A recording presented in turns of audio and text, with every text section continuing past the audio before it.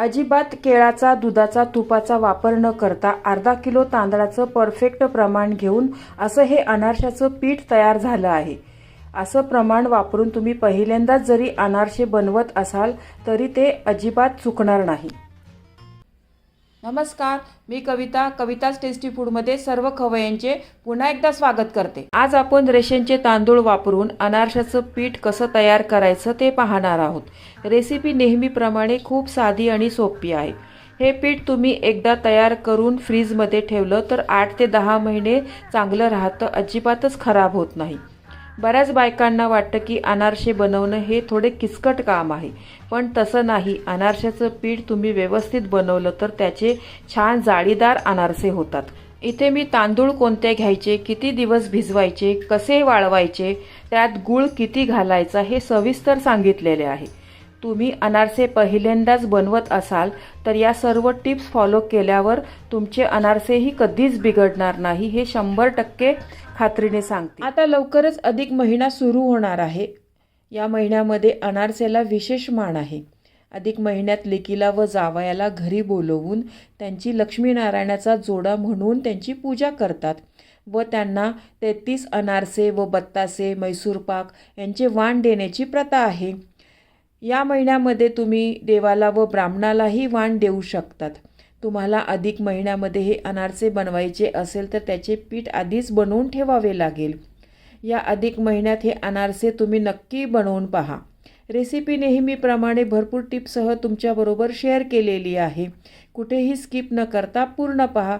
चला तर हे अनारशाचं पीठ कसं करायचं ते पाहूया। तुम्ही या चॅनलला अजून सबस्क्राईब केले नसेल तर जरूर सबस्क्राईब करा, ते निशुल्क आहे। त्यासाठी मी अर्धा किलो तांदूळ घेतलेले आहे। अनारसे बनवण्यासाठी मी इथं रेशनचा तांदूळ घेतलेला आहे। बघा, रेशनच्या तांदळाचे ना अनारसे खूपच छान बनतात। तुमच्याकडे जर रेशनचे तांदूळ नसेल ना तर तुम्ही तुमच्या घरातला कोणताही तांदूळ घेतला तरीही चालेल, पण असा तांदूळ घ्या की ज्याचा भात आहे ना एकदम मोकळा छान फडफडीत होतो, असे तांदूळ घ्या। इंद्रायणी तांदूळ अजिबातच घेऊ नका। हे तांदूळ आहे ना 2 ते 3 पाण्याने स्वच्छ धुवून घ्यायचे आहे। रेशनच्या तांदळाला ना पावडर खूपच असते, त्यामुळे हे चोळून ना तांदूळ एक 3-4 वेळा व्यवस्थित धुवून घ्या। हे तांदूळ आहे ना 4 वेळा मी स्वच्छ पाण्याने छान धुवून घेतलेले आहे। यामध्ये मी आता पाणी घालते। हे तांदूळ आहे ना आपल्याला 3 दिवस भिजवून घ्यायचे आहे, मात्र रोज आपल्याला याच्यातलं पाणी बदलायचं आहे, दिवसातनं 1 वेळा। तांदूळ भिजून बघा 1 दिवस पूर्ण झालेला आहे। तांदळाला ना थोडा थोडा फेस पण आलेला आहे बघा। हे तांदूळ आहे ना आता हलक्या हातानेच आपल्याला धुवून घ्यायचे आहे। पहिल्यासारखे आपल्याला ना फार चोळून धुवायचे नाही, हलक्या हातानेच यातनं आपल्याला पाणी काढायचं आहे।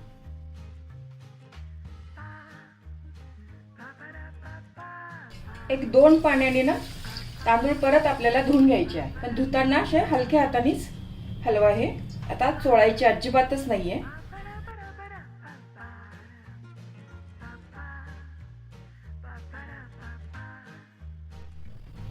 2 पाण्याने ना तांदूळ व्यवस्थित धुवून घेतलेले आहे। आता यामध्ये ना परत पाणी घालते आणि हे तांदूळ आहे ना आपल्याला परत 2 दिवस भिजून घ्यायचे आहे आणि रोज एकदा ना हीच प्रोसिजर आपल्याला परत करायची आहे। परत तांदळातलं पाणी बदलताना ना याला जास्त हलवायचं नाही, अलगदच हलवून पाणी बदलायचं आहे। काल मी हे तांदूळ ना 12 वाजता भिजवलेले होते, आज 12 वाजता बघा मी ह्याच्यातलं पाणी चेंज केलेलं आहे। जास्तीत जास्त एखादा तास इकडे तिकडे झाला तरी चालेल, पण त्याच वेळात ना या तांदळामधलं तुम्ही पाणी बदलून घ्या। ही प्रोसिजर आपल्याला 3 दिवस करायची आहे। पहा, हे तांदूळ आहे ना मी 4 दिवस चांगले व्यवस्थित भिजवून घेतलेले आहे। बघा, हे तांदूळ आहे ना किती छान मस्त भिजलेले आहे। बघा, या तांदळाचा ना आपण हातामध्ये असा चुरा केला ना तर व्यवस्थित चुरा होतोय। बघा, असे तांदूळ भिजून घ्या। 3 दिवसामध्ये ना हे तांदूळ व्यवस्थित भिजले नव्हते, त्यामुळे मी 1 दिवस जास्त भिजवून घेतलेले आहे। आणि तांदूळ व्यवस्थित भिजले हे कसं समजायचं बघा, हे पातेलं आहे ना बघा, थोडंसं हलवल्यावर ना याच्यामध्ये ना भरपूर असे बुडबुडे येत आहेत। हे असे बुडबुडे आले ना तर असं समजायचं की तांदूळ आहे ना चांगले व्यवस्थित फर्मेंट झालेले आहे। ही खूप यामधली ना महत्त्वाची टिप आहे। 3 दिवसात जर तुमचे तांदूळ व्यवस्थित भिजले नाही ना तर 1 दिवस जास्त भिजवले तरी चालेल. हे आपल्या वातावरणावर असते. सध्या जरा पावसाळी वातावरण आहे ना, थंड वातावरण आहे, त्याच्यामुळे मला 1 दिवस जास्तीचा लागला आहे. उन्हाळ्यात किंवा उष्ण वातावरणात केले ना हे तांदूळ तुम्ही भिजवले तर 3 दिवसात पण हे तांदूळ आहे ना व्यवस्थित चांगले भिजतात. हे आता माझे हे 4 दिवसामध्ये ना छान भिजलेले आहे बघा. मी काल चेक केले होते तर तांदूळ आहे ना आपले व्यवस्थित भिजले नव्हते. हे तांदूळ आहे ना आता आपण हलक्या हाताने चोळून घ्यायचं. फार असं चोळायचं नाही आहे तांदळाला. तांदळाला फेस बघा आता किती छान आलेला आहे, मस्त आंबलेले आहे तांदूळ. अनारसे करण्यासाठी ना असेच तांदूळ फर्मेंट झाले असेल ना तर आपले अनारसे ना खूप छान जाळीदार बनतात. अगदी हलक्या हाताने फिरवून घ्या. आता आपल्याला ना हा तांदूळ अजिबात चोळायचा नाही. या तांदळामधलं ना सर्व पाणी मी काढून घेते.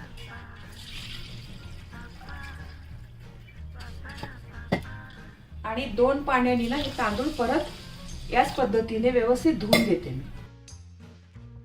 हलक्या हातानेच तुम्ही तांदूळ ना हे हलवा असे, म्हणजे या तांदळाला आंबूसपणा आला असेल ना काही तो सगळा निघून जाईल. आणि अनारसे ना आपले मस्त चांगले जाळीदार खुसखुशीत बनेल. या छोट्या छोट्या टिप्स ज्या मी सांगते आहे ना ते फॉलो करणं खूप गरजेचं आहे. आणखीन एका पाण्याने ना हे तांदूळ मी धुवून घेते.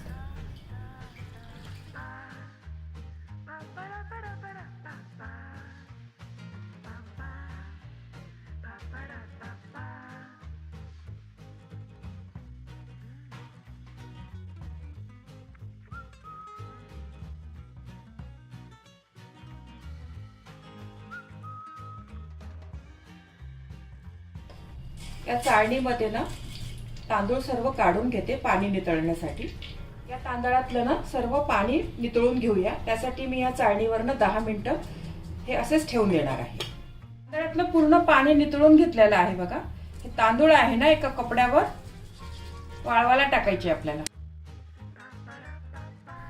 हे तांदूळ आहे ना पंख्याखाली जर तुम्ही वाळवत असाल ना 15 ते 20 मिनिटच वाळवा, त्यापेक्षा जास्त वाळवू नका. आपल्याला ना ह्या तांदळाचं वरचं नुसतं पाणी आहे ना तेच घालवायचं आहे. तांदूळ असे वाळवायचे नाही आहे कडक. आणि बिना पंखाचं तुम्ही जर वाळवत असाल ना तर 1 तास वाळवलं तरीही चालेल, पण त्यापेक्षा जास्त तांदूळ तुम्ही वाळवू नका. ही खूप मोठी महत्वाची टीप आहे यामधली. हे बघा हे तांदूळ आहे ना आपल्या हाताला असे चिटकता आहे ना, नंतर चिटकणार नाही. 20 मिनिटं एक तर पंख्याखाली हे वाळवून घेणार आहे. हे तांदूळ आहे ना फक्त 20 मिनिटं पंख्याखाली ना मी वाळवून घेतलेले आहे. हे तांदूळ आहे बघा आपल्या हाताला ना अगदी 2-4 दाणे असे आहे ना चिटकत आहे, जास्त चिटकत नाही.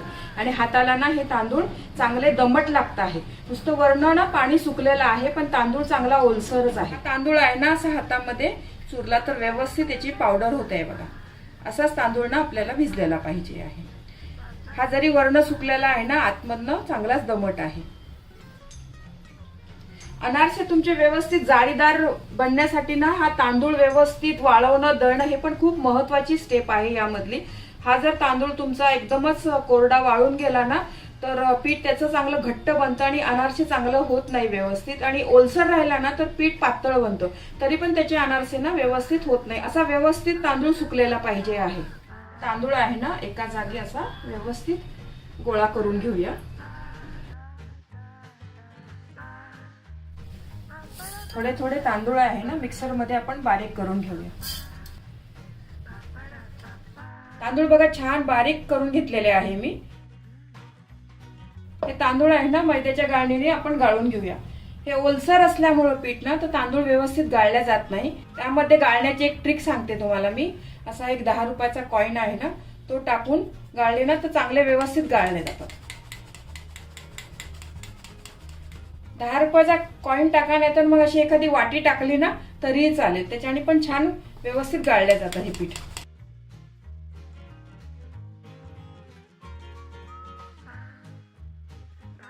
पीठ आहे बघा इतकं छान मैद्यासारखं मस्त गाळून घेतलेलं आहे. आणि पीठ बघा किती छान ओलसर आहे बघा.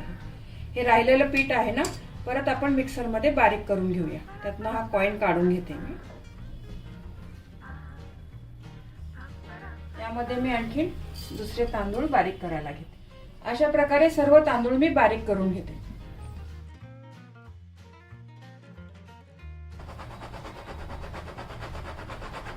याच प्रकारे मी सर्व तांदूळ बारीक करून असं चाळणीने चाळून घेणार आहे. पूर्ण तांदूळ बारीक करून झालेले आहे बघा. हे थोडे जाड राहिलेले आहे शेवटचे. आपण हे मोठ्या मिक्सरच्या भांड्यामध्ये व्यवस्थित होत नाहीये. हे राहिलेलं आहे ना, हे छोट्या मिक्सरच्या भांड्यामध्ये आपण बारीक करून घेऊया. हे बघा पूर्ण पीठ ना व्यवस्थित चाळून घेतलेलं आहे. छान मस्त पीठ झालेलं आहे. ओलसर आहे बघा पिठामध्ये किती, अजून दमटपणा खूप आहे. हे बघा अशी ना व्यवस्थित मूठ वळते बघा पिठाची. आता हे पीठ आहे ना एका वाटीने आपण मोजून घेऊया.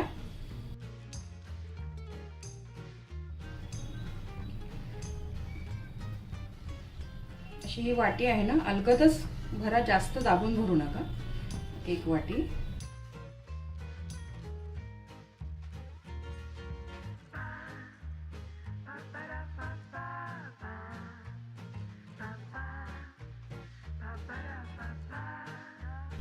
बरोबर 4 वाटी पीठ निघालेलं आहे अर्धा किलो तांदळामध्ये. हे आपण काही बाहेर ना आणलं ना, आपण रवा शेंगदाणे वगैरे, तर ह्या वाटीनीच मी मोजून घेते.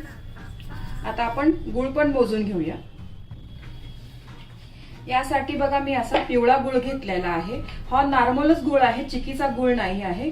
अगदी सॉफ्ट आहे बघा गुळ हा. आणि यासाठी ना असा सॉफ्टच गुळ घ्या तुम्ही. त्याच्याने ना आपले अनारसे ना खूप छान बनतात बघा. असा ना या गुळाचा ना व्यवस्थित गोळा झाला पाहिजे.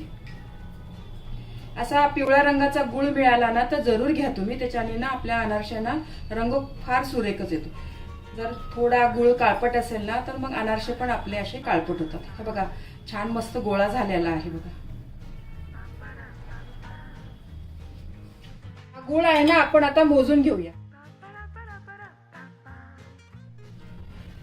यासाठी मी 375 ग्राम गुळ घेतलेला आहे बघा. वजनाने हा 375 ग्राम गुळ आहे. 1 किलोचं जर तुम्ही प्रमाण घेत असाल ना तांदळाचं, तर त्यासाठी तुम्ही पाऊण किलो गुळ घ्या. हे परफेक्ट प्रमाण आहे. बघा हा गुळ आहे ना, हा चिरून घेतलेला आहे मी, बारीक असा गुळ हा.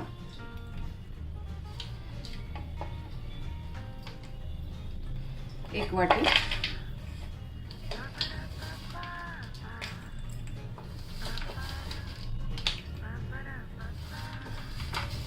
असा अलगद टाकून 2 वाटी गुळ घेतलेला आहे.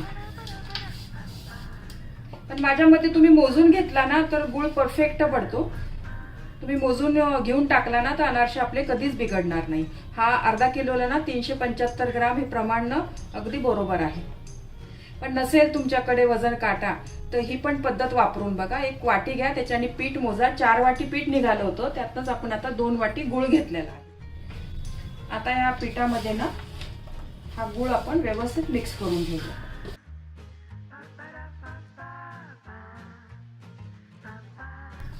व्यवस्थित दाबून दाबून पिठामध्ये ना व्यवस्थित मिक्स करून घ्या.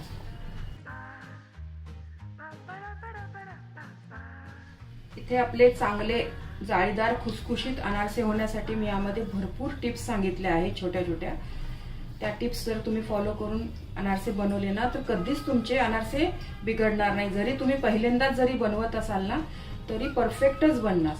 बऱ्याच बायकांना असं वाटतं की अनारसे बनवणं थोडं किचकट काम आहे, जमतील की नाही वगैरे. या सर्व टिप्स फॉलो करा तुम्ही.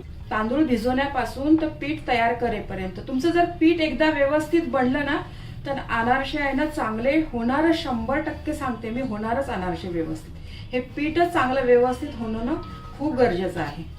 माझी इच्छा होती की यावर्षी दिवाळीला हा अनारशाचा व्हिडिओ आहे ना सगळ्यात पहिल्यांदा टाकावं म्हणून मी, बाकीच्या रेसिपीपेक्षा. कारण हे अनारसे बनवायला थोडा वेळ लागतो ना, त्याचं पीठ तांदूळ भिजवायला 4 दिवस, मग पीठ मुरायला.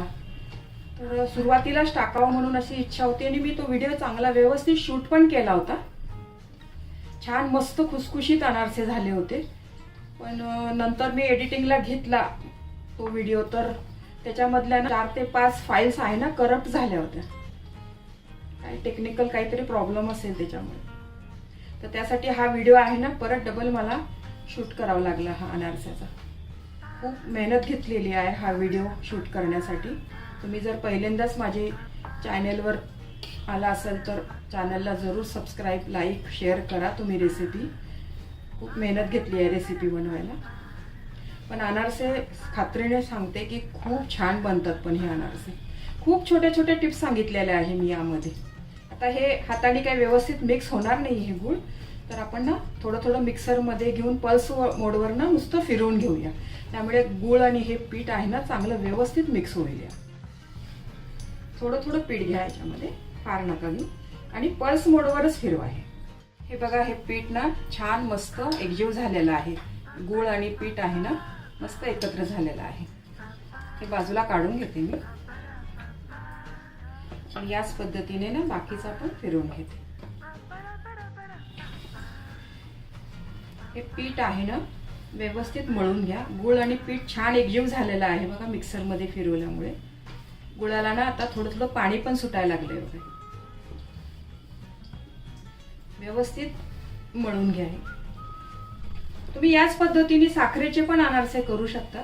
ते पण अनारसे ना खूप छान लागतात चवीला. माझी आई ना नेहमी साखरेचे अनारसे बनवते. खूप छान जाळी पडते तिच्या अनारस्याला. त्याची पण रेसिपी आहे ना नंतर मी कधी शेअर करेन तुमच्याबरोबर. विदर्भामध्ये ना जास्त करून कोणतेही पदार्थ ना साखरेचे बनवतात. मी विदर्भाची आहे ना तिकडचीच, तर लहानपणापासून मी आईला साखरेचेच करताना पाहिलेले आहे. खूप छान लागतात तिच्या हातचे अनारसे. जाळी तर एवढी छान पडते, पांढरे शुभ्र होतात अनारसे. हे व्यवस्थित हे पीठ आहे ना चांगलं मळून घ्या. या पिठाचे ना आपण आता असे गोल गोल गोळे करून घेऊया.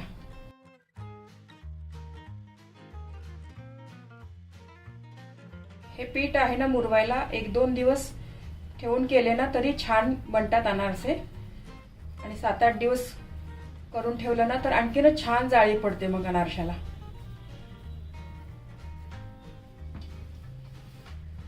दसरा झाल्यानंतर आपण घराची साफसफाई वगैरे करतो ना, त्याच्या आधी हे असे सारण वगैरे करून ठेवलं ना तर मग दिवाळीच्या वेळेला आपले पटापटा फराळ बनतो.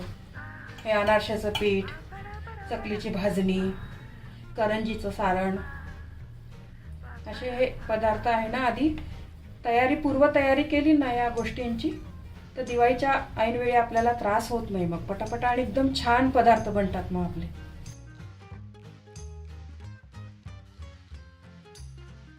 हे अनारसे बनवताना मी खूप महत्त्वाच्या काही काही छोट्या छोट्या टिप्स सांगितलेल्या आहे, त्या नक्की तुम्ही फॉलो करा त्या टिप. अनारशाचा तांदूळ आपण भिजवतो ना तर 3 दिवसात नाही भिजले ना तर 4थ्या दिवस 1 दिवस वाढवला ना तरी चालेल. कारण ते वातावरणावर असतं. जर वातावरण उष्ण असेल ना तर तांदूळ आहे ना लवकर भिजतात, आणि थंड वातावरण असेल ना तर मग तांदूळ भिजायला थोडा वेळ लागतो. आमच्या इथं होलसेलचं जे गुळाचं दुकान आहे ना तिथं मला हा गुळ मिळालेला आहे. एरवी मी बनवते, नाही मिळाला तर नॉर्मल गुळाचे पण बनवते, त्याचे पण चांगलेच बनतात अनारसे. फक्त कलर आहे ना थोडासा डार्क येतो त्याचा. याचा कलर छान पिवळसर कलर येतो. हे गोळे आहे ना अशा स्टीलच्या डब्यामध्ये झाकून ठेवून देऊया हे पीठ. याचे अनारसे तुम्ही 1-2 दिवसात केले तरी छानच बनेल, पण 5-6 दिवसांनी केले ना तर आणखीन अनारशाला खूप छान जाळी पडेल. तर असं हे पीठ मी ठेवून देणार आहे फर्मेंट करायला. 2 दिवस झालेले आहे बघा. पीठ आपलं ना छान मस्त फर्मेंट झालेलं आहे. खूप छान मस्त झालेलं आहे बघा हे अनारसेचं पीठ. एक गोळा ना हातात घेऊन दाखवते मी तुम्हाला.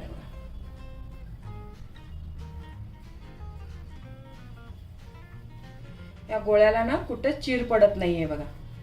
असं पीठ तयार झालं पाहिजे तरच आपले अनारसे ना खूप छान बनतात. या पिठामध्ये ना आपल्याला आता दूध, तूप किंवा काहीच घालण्याची गरज नाहीये. खूप मस्त झालेले आहे. याच पिठाचे अनारसे मी बनवून तुम्हाला दाखवणार आहे. व्हिडिओ फारच मोठा होत आहे ना, त्यामुळे पुढच्या व्हिडिओमध्ये याचे अनारसे कसे करायचे मी दाखवणार आहे. मला काही टिप्स सांगायचे आहे. अनारशासाठी तुम्ही नेहमी जुनाच तांदूळ घ्या.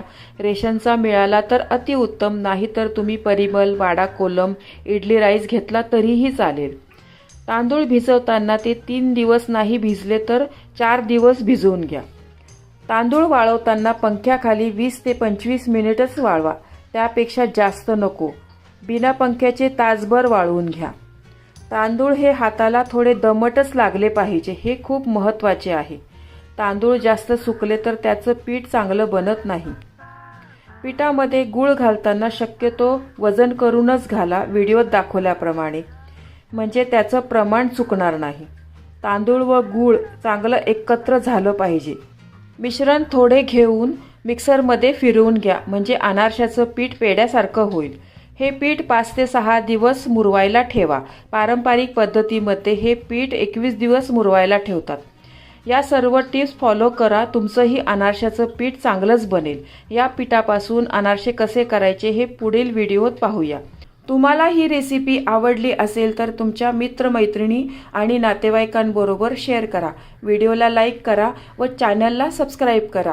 रेसिपीला कमेंट्स करा. तुमच्या कमेंट्स वाचायला मला फार आवडतात.